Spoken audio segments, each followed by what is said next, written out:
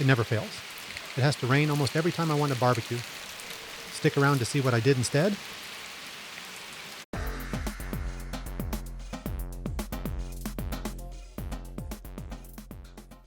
Okay folks, as you can see, I'm going to be doing some ribs up with some greens and some apple juice glaze.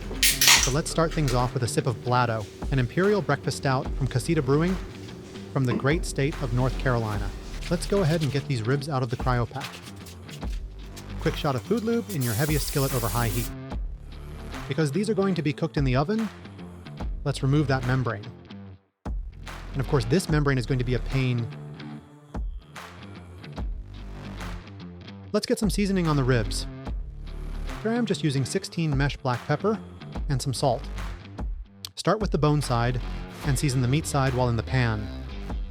Then throw them in the hot skillet and we can get pepper on the top side.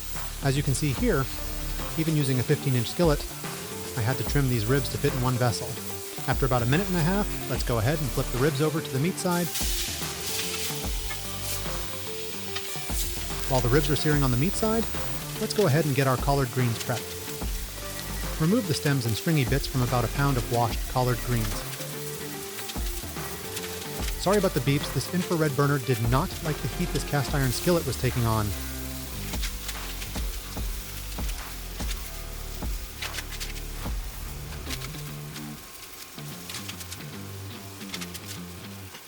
When your ribs are nice and golden looking, place your greens in the pan. Slice one sweet onion into medium slices and place in the pan with the greens and ribs.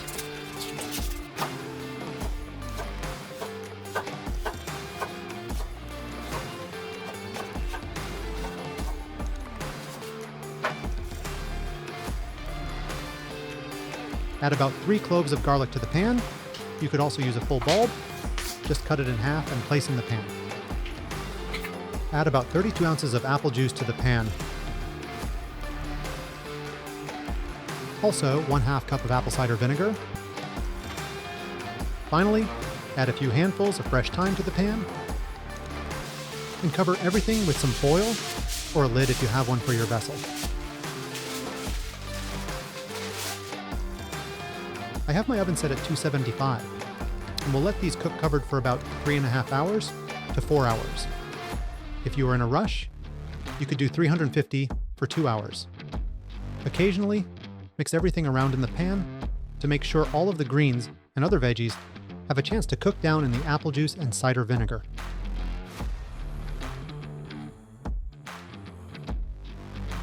I did this about every hour or so as I had time. Recover with foil when finished.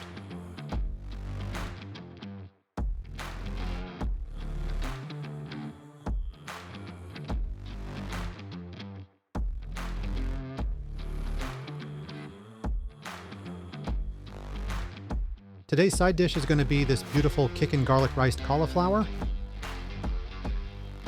Start by melting a tablespoon of unsalted butter in a skillet.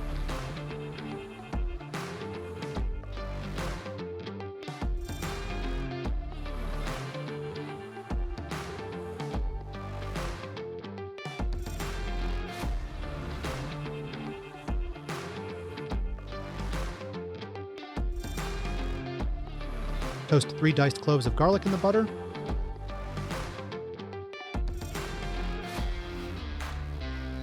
Then add some riced cauliflower. I am using frozen here to keep it simple, and I always keep some in the freezer. Cover and let steam for a minute.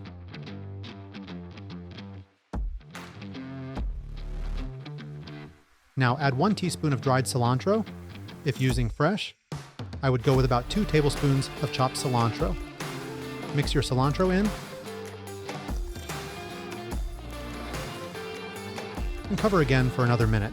Next, add some of your favorite spicy barbecue seasoning to the cauliflower. I am using kickin' powder from Squealers.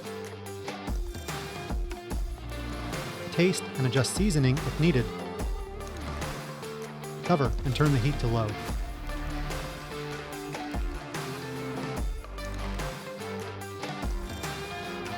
After 4 hours, we need to check the internal temperature. These are sitting right around 180. Perfect. I'm going to turn the heat up to 350 and let these cook for another 30 minutes. Baste some of the juice on top of the ribs to help form a glaze. Also, pull out all of the thyme stems that have lost all of their leaves. After 30 minutes, remove your pan from the oven.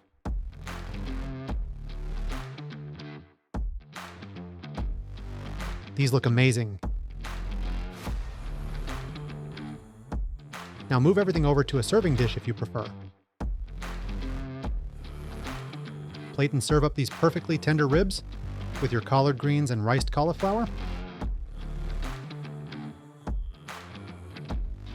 If you are new here, please consider subscribing so you don't miss out on any future videos.